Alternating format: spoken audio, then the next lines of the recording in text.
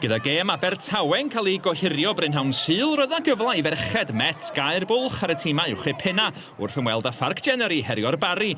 A phrofodd y myfyrwyr i cryfder wrth rwydo 5 gol o fewn chwarter awr yn yr hanner cyntaf. Emily Allen yn bachu'r gol agoriadol. Llwyddodd cyflymder Robin Pinder guro'r trap camsefyll 2 funud yn ddiweddarach a bwydo Tia Richardson ar gyfer yr ail.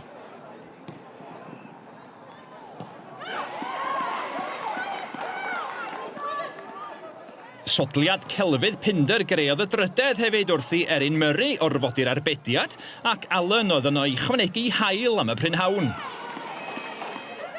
Ac roedd Pinder yn ei chanoli unwaith eto i greu ail gol Richardson a phedwaredd yr ymwelwyr. Y peniad yn taro'r golwr, ond hefyd cefn yr hwyd. Cwblhaodd Emily Allen i hat-trick 10 munud yn unig ar ôl rhwydo'r gol gyntaf. Eli Pris yn curo'r trap camsefyll cyn gosod y bêl ar blat i Allen.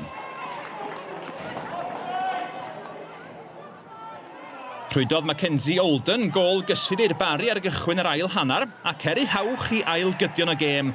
Doedd y gol ond wedi gwneud dim mwy na ffrocio merched y Met. Do, fe ddaeth chweched gol a phedwaredd Allen wrth i'r chwaraewr canolcau guro'r amddiffyn a gwasgu'r bêl dan y golwr. Ar ôl creu sawl gol yn ystod y prynhawn, bachodd Pris gol iddi hi hun hefyd, wrth ymateb yn gynt na'r amddiffyn wedi ergyd Sophie Davidson, ddod yn ôl oddi ar y trawst. A chwblhawyd prynhawn triennus i'r Barri wedi'r eilydd, Cenisian a net i'r Met, fanteisio'r gamgymeriad Erin Brennan yn y gol a rhwydo'r wythfed.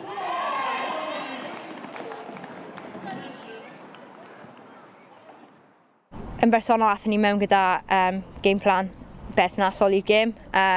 O'n i heb perfformio'n ddigon dda, o'n i heb perfformio yn cyd-fynd gyda'r plan, really. O'n adeg ei da yn y gêm. Ond ie, bach digalon, really, bod ni wedi colli cymaint o hynny.